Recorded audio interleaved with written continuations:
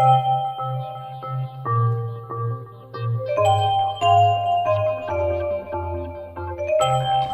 welcome, EdJurist fans, to EdjuristTV episode number 2. Today we're doing a podcast with Jesulon Gibbs on Donninger versus Niehoff and the off-campus student speech realm generally. I've been wanting to do an off-campus speech podcast for a little while, and this Donninger case is a good opportunity. It got some national play, and it's got a really great fact pattern, and so we'll use it to launch a discussion of off-campus speech issues with my good friend Dr. Jesulon Gibbs. I will say before we get started that I have not fixed our video problems yet, but I still want to get another podcast out there. I do think I have a fix, and I think we'll have it ready to go for episode number 3, and if not, I'll probably have a backup plan for episode number 3. We do have episode number 3 scheduled, and I want to let you know about it because if you want to get the book and read it ahead of time, you're more than welcome to. We're going to be doing an interview with Kevin Wellner, who is the education law professor at the University of Colorado, and he has a new book out called Neo-Vouchers, The Emergence of Tuition Tax Credits for Private Schooling, and we'll be talking to him about that book, and he's a great expert on this issue. He's been giving some interviews around the country on this, and so we're lucky and privileged to have him. And so if you want to go ahead and read the book ahead of time as well and submit questions to me, I'll consider them for inclusion in the interview.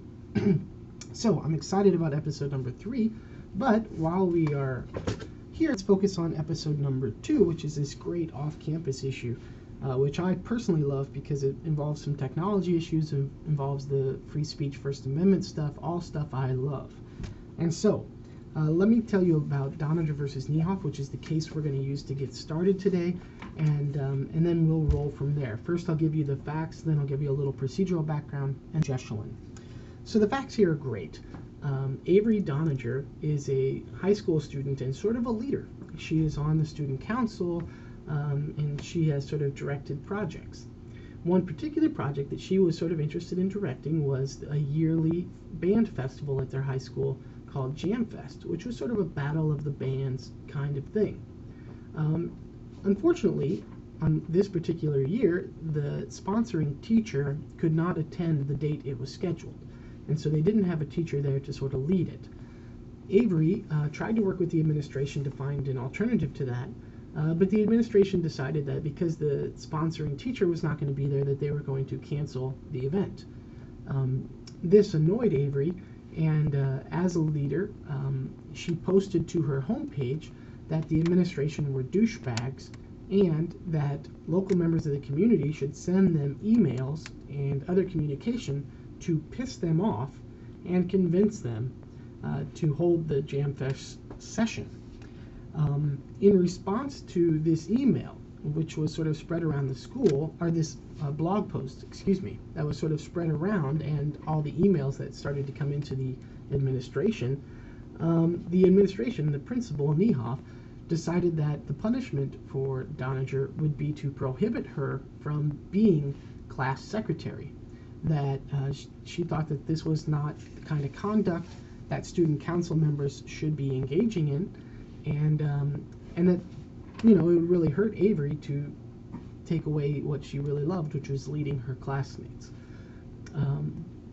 So, in response, Avery did a few things. Number one, she was a leader, of course, so she organized sort of a t-shirt protest where a bunch of the students in the school wore t-shirts that supported Avery's candidacy for class secretary, but more importantly for our purposes, her parents and Avery filed a request for an injunction against the school holding this election, so that this could be resolved and Avery could run. In order to get an injunction, you first have to show that there is some irreparable harm that could be caused to you, and secondly, you have to show that you have a likelihood of winning on the merits. And so at the district court in Connecticut, the district court judge found that yes, there was potential for irreparable harm because she would, be not elected to this position, but did not find there was any likelihood of winning on the merits on her First Amendment claim. The First Amendment claim being that The school unconstitutionally regulated her off-campus speech that should have been protected under the First Amendment. The judge said that there was no likelihood of winning the case because that speech, it was foreseeable that it was going to disrupt the school anyway, and that it potentially was going to cause a disruption. So, Avery then appeals to the Second Circuit Court of Appeals, where they find, very similarly to the district court, finding that there was a foreseeable possibility that this would disrupt the school, and thus there was not a likelihood of winning on the merits on this First Amendment claim. The Second Circuit also went a little further, saying that this, in particular, really brought into play Bethel v. Fraser and the lewd, vulgar, plainly offensive standard, saying that the word douchebags and the piss off language toward the administration were vulgar speech that could be regulated had it occurred on campus, such that even if this could have got through the Tinker disruption standard, it was not going to be protected under the Bethel v. Fraser standard. And so they found that there was no likelihood of winning, thus they agreed with the district court's ruling of denying this preliminary injunction. Now, the latest thing that's happened, the latest reason this has been in the news, is that the preliminary injunction was denied, but then Avery went ahead and brought a case anyway, and the latest thing that's happened is that those have been thrown out on summary judgment. The only real claim that has survived are the regulation of the T-shirts that Avery made up in response to this whole thing. We have not yet found out what the court is going to do about those T-shirts, but as of now, we know that the district court has now denied both the preliminary injunction and any recovery generally on this First Amendment issue with the off-campus speech blog post calling the administration douchebags. And so that could be appealed again to the Second Circuit. We'll watch it and see if that happens. But in lieu of that, this case is probably sort of dead on the off-campus speech kind of issue, which is fine. But it still is a great fact pattern for us to discuss with Dr. Jesulon Gibbs and sort of get her take on this whole issue, since she's sort of an off-campus speech expert on this particular case and just more broadly on the off-campus issues generally. So we'll bring her on board now. We welcome in Jesulon Gibbs. Jesulon is an assistant professor at South Carolina State University in Orangeburg, South Carolina. She's a graduate of Indiana University, both with a law degree, a JD, as well as a PhD in education policy studies. I'm particularly fond of those two degrees from Indiana. Jesulon's an expert on off-campus speech. She's written quite a bit on it. In fact, just I guess last year or so, finished a dissertation on this topic, and she's presented on it at lots of national conferences and has articles in the works that'll be forthcoming soon. If you do want to read something of hers right now, a new book chapter just came out, I think, in the Principal's Legal Handbook on student injuries and torts with Suzanne Eckes. So is that about right, Jesulon? It is, and thanks, Justin, for having me to engage in this conversation with you on off-campus student speech. Well, it's my pleasure. I mean, obviously, we should probably tell the viewers that Jesulon is a special guest of the Ed Jurist, because it was Jesulon and I in a late-night conversation circa about 2005 that came up with the name Ed Jurist in the first place. So Jesulon's a special friend of the Ed Jurists. Thanks. Yeah, I remember that conversation very fondly when we were thinking. I know. When we were pulling our hair, just trying to get through graduate studies, we'll always have those memories. That's why I take so many pictures, Justin. Well, I do videos. See, we all have our own things. Right. Very good. So we just talked a little bit about the Doniger case, and that's sort of the impetus for this off-campus discussion, this recent case out of Connecticut. And so the listeners have the facts, so maybe give us a little bit of your take on this Doniger case altogether, and then we'll roll from there. Okay.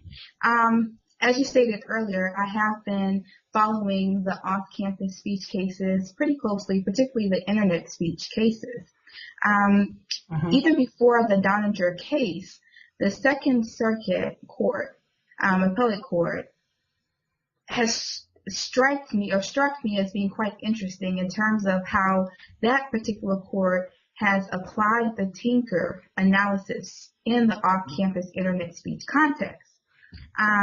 One of the major factors that all of the reviewing courts have had to decide when applying the Tinker standard is this whole idea of establishing a nexus, primarily by determining whether a substantial disruption has occurred. Sure. This is the little Latin phrase that I have to explain to all my students in my ed law courses. Yeah. Okay. So, and thinking about that, in Donninger, the court pretty much emphasized the whole idea of a reasonably foreseeable risk, okay, which is also mentioned in Tinker. But this is where we tend to see great variation amongst courts in terms of the chain of the sequence of events and the chain of causation, and actually determining just how far out must a student be able to predict whether or not school administrators can safely say that it was reasonably foreseeable that such speech would actually get into the hands of school administrators. And when reviewing the Donninger case, the court actually kind of used this whole language of reasonably foreseeable disruption interchangeably with the idea of reasonably foreseeable that school administrators would get hold of the information. Yeah, let me quote a little bit from the case. I got that language right here, and I think I'm going to quote it because it is so weird in my opinion. The court said, the blog was related to school issues, and it was reasonably foreseeable that other high school students would view the blog and that such administrators would become aware of it. It was reasonably foreseeable. I'm not sure that's the nexus. I don't know. Right, and I think that's what makes this case very, very interesting, particularly if you were to read the direct language from Donninger coupled with the direct language from Tinker, particularly in Tinker when the court talks about unpopular opinion and political expression, because when you look at the backdrop, and I know you've already told the listeners the facts of Donninger, but the exact issue here in terms of at the core of the student's speech, she really was trying to promote others to get involved with a dispute about a particular decision being made at school.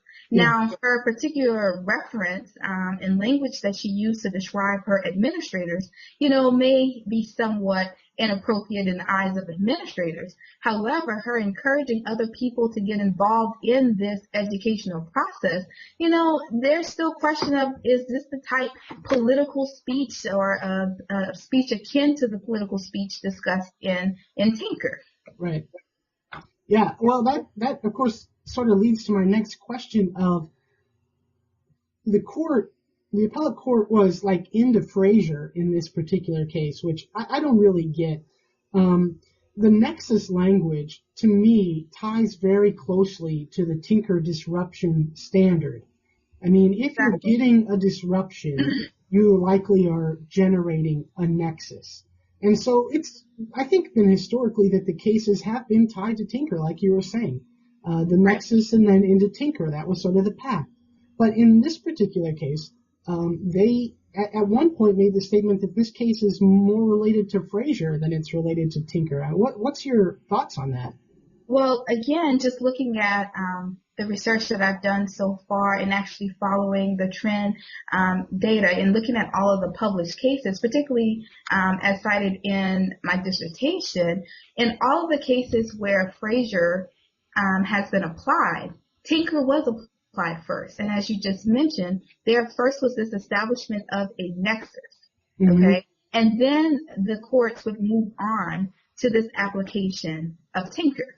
Right. And I think the JS case, the Pennsylvania case, is probably the best case to even reference in terms of seeing exactly how a court applies Tinker and then defers back to Frazier. But even in the JS case, the court does not go into details about, exactly, whether Frazier is most appropriate because Tinker was sufficient.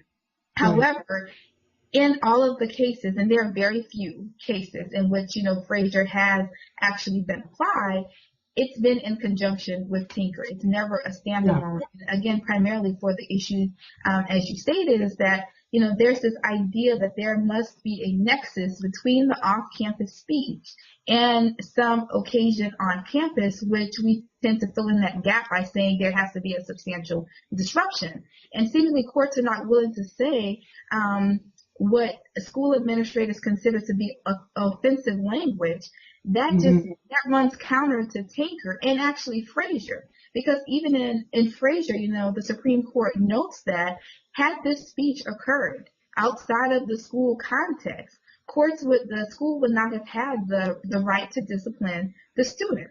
Yeah.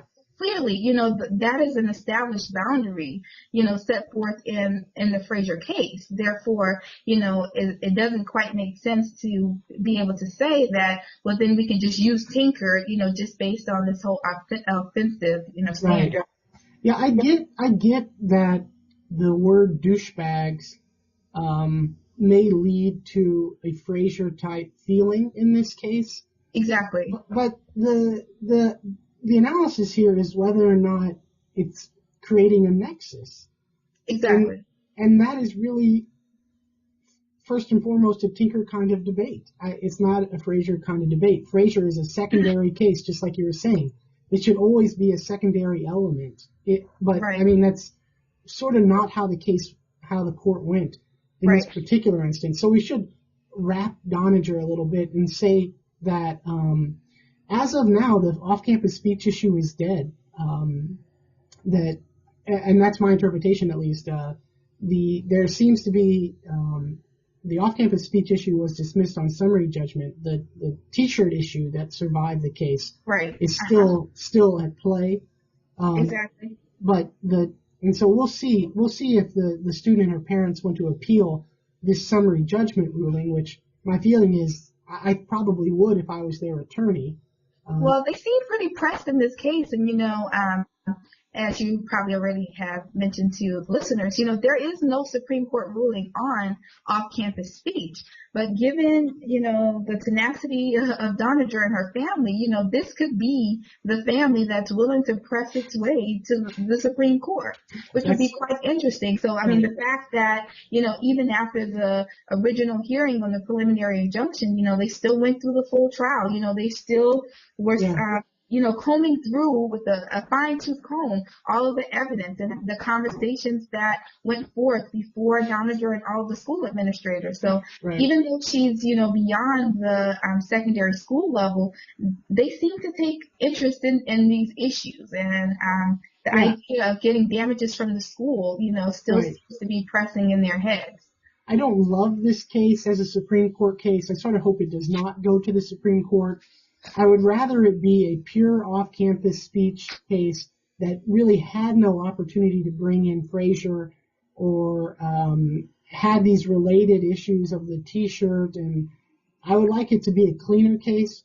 But I don't know if there's such a thing as a cleaner case internet speech, just because of the nature of the conversations that the students are freely, engaging in. But even if Doninger does not make for, the best Supreme Court case, it does make, for interesting research on my end in terms of, what I'm looking at. And it actually presents a few, novel issues that have not been raised in the previous off-campus speech cases, particularly this whole equal protection clause, applying that. Now, qualified immunity, that has been brought forth in other cases. And sure. again, in my dissertation, I have a separate analysis devoted to that. And that is one area that school administrators have prevailed on.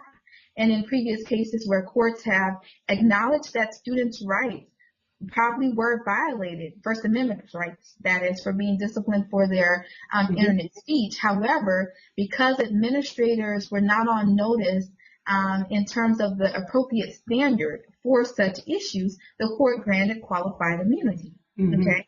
Yeah. And so, that is something that itself it's a pretty interesting for, research purposes. This intentional infliction of emotional distress, that's a pretty novel issue, as you referenced the article that Suzanne Eckes and I did in Tort Injury. Clearly this case does not fit into, the trends that we've seen in terms of tort injury. But again, the Doniger family, seems to be, pretty pressed and have brought forth some pretty interesting issues. And in turn, the court's responses to these issues, I think, also lends itself to some really good research in terms of, my interests. Yeah, they were willing to throw the kitchen sink at it, weren't they? Right, yes. But the qualified immunity issue speaks to we need a Supreme Court decision on this issue in some regards to sort of set that good precedent for the rest of the country, to sort of have some clarity, not just for the administrators, but also for students as well. And what can they do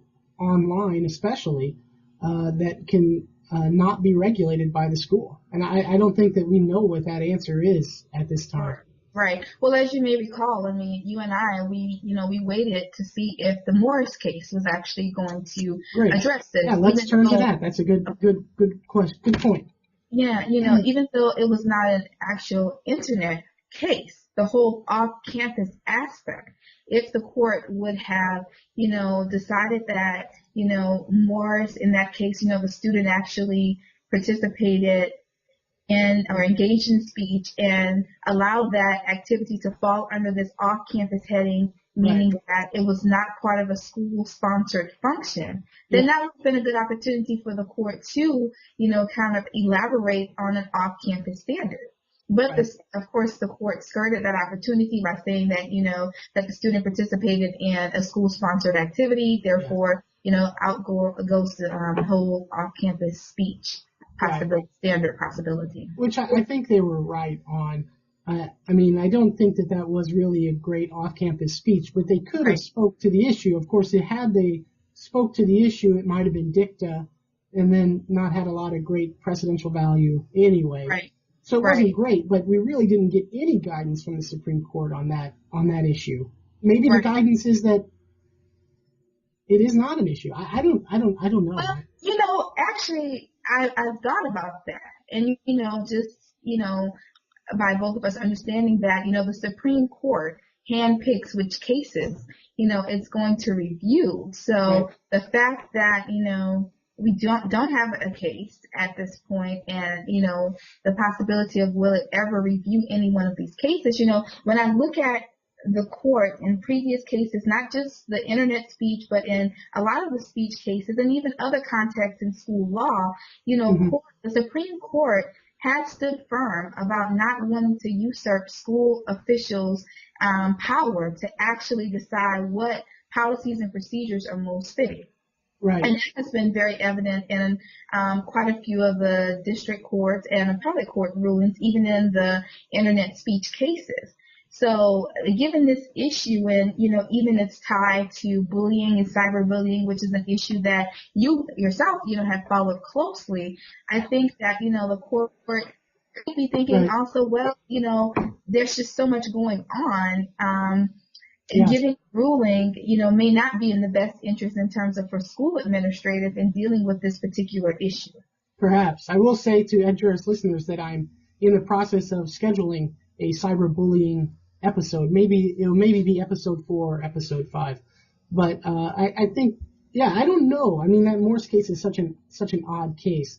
But you do speak a little bit to the future of off-campus speech, and so I want to get your take a little bit about where off-campus speech may go in the future. You look at some of the early cases that came down in this regard, and more, but the Killian and Emmett and whatnot, finding for the student. And now it seems these days courts are more likely to find for the school under this maybe administrative discretion, qualified immunity.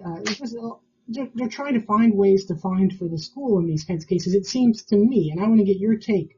If you feel that that's right, and where do you see off-campus going in the next 5 to 10 years?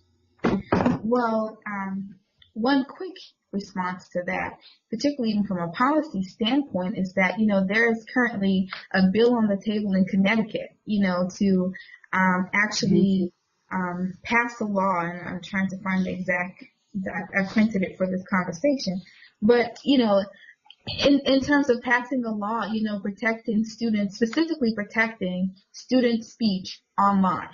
Okay. And, I'm not sure, how far that will go, but I'm definitely following it to see, because, that in and of itself may start a trend on the state level. Okay. Now, I'm sure that's probably coming about because of the Doninger case and it gaining so much attention, in Connecticut, primarily. But it only takes a few to get the ball rolling. It only takes a few, and particularly in policy work, in law, we tend to be, very reactive. And, we tend to see this monopoly effect. So once one state starts, you do a 50-state analysis, as you know very well from your work. And that's how it all happens. That's exactly how all of these bullying policies came about. It just takes one major incident and for policymakers to come up with new policies and procedures, and then the domino effect starts. But in terms of court dockets and, more so on the legal side, I do not project seeing a decrease in these cases, particularly as technology use increases. Students are very fond of the technology and also the anonymity that actually comes from engaging in speech online. So I think we have the cases that we have because students feel pretty safe, going online and pretty much voicing their opinions behind, the guise of a computer and internet names that may not be their actual names, without actually thinking about the consequences of engaging in such speech. Right. So I've taken, interest in this with the idea that this will continue on for some time. And as, the cases continue to come out, I think courts and commentators will continue to, kind of express somewhat disdain with, the various opinions. I mean, there is no definition of a substantial disruption. So, the Supreme Court has never articulated such a definition. Therefore, this is done on a case-by-case basis.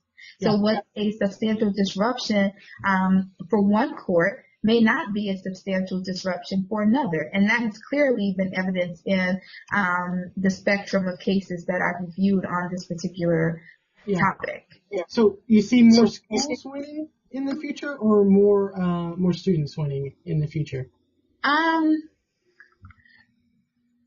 That's a tough call. I guess with us, working in educational administration, I think the more school administrators learn about this, certainly most of the engagements that I am involved in are, from the perspective of administrators in terms of, policy work, how do we actually develop our school handbooks, actually engage in conversations to make sure that we're up to date on this. So I do think it's logically foreseeable that, school officials over time will have a better handle on these cases because as, more information is readily available, such as these conversations, school administrators will realize how important of an issue this may be. And I think also as anti-bullying policies are, codified in state law, that too is alerting school officials that this is a major issue, and because they are mandated to actually have to address the bullying issue, which in most state policies cover cyberbullying. That's right. That leads them to, actually developing policies that address these sorts of behaviors. So I think in the beginning, just because school officials probably, which is kind of new to these sorts of challenges from students, that we saw a surge in terms of students being prevailed for in the courts. But I think over time, we probably will see a leveling effect as administrators become more aware of these sorts of issues and update their policies and procedures, particularly per their school council. Yeah, I think you make a great point on the cyberbullying, these anti-bullying provisions that include cyberbullying aspects. And I think it speaks to the general fear that courts and schools have of what students are doing online, and clearly all they're doing is bullying each other online.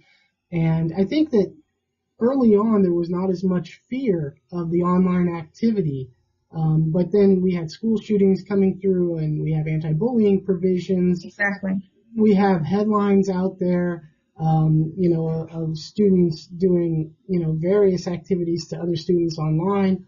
And suddenly I think a level of fear developed that has helped schools in these cases. I feel like students' off-campus speech has been diminished substantially in the past 5-6 years because of all these various issues. I don't know. Do you feel the same way on that? Maybe not as wide of a time span, just because 5-6 years ago, that's when majority of the cases that we're talking about occurred. So maybe the past 2 to 3 years per se. Mm-hmm. I'll say maybe that you're the expert, right? No, just for date purposes. But even looking at this argument, in this post-Columbine era, that itself is not. I've seen in cases where that has not been a strong enough argument in terms of schools wanting to justify students and saying that it's foreseeable to see that particular online speech could lead to a Columbine-like situation. Mm-hmm. I've seen actual cases where courts have acknowledged that, yes, school administrators do need to take precaution. However, without some evidence that, there is really a foreseeable substantial risk or substantial disruption looming, it's hard for schools to even make that argument. Yeah. Well, we're probably out of time, so I thank you for chatting with us a little bit about off-campus. There's obviously so many issues tied into this. We got the internet technology issues. We do have cyberbullying type issues. We have free speech issues, long-standing free speech issues. Not only that, but multiple free speech issues at play here. And then we have some headline-grabbing cases like Doninger that often force this onto society. And so there's a lot going on in off-campus speech. I think it's a great field to be working in the next 10 years or so as we try and figure out this internet thing. What the heck is this? Exactly. And so I think that, we probably are going to be hearing a lot more from you in the future. And so, that is the plan. So I'm looking forward to it, Jesulon, and thanks for visiting with us today here at the Edjurist. Okay, thanks a lot, Justin. Take care. Okay, bye.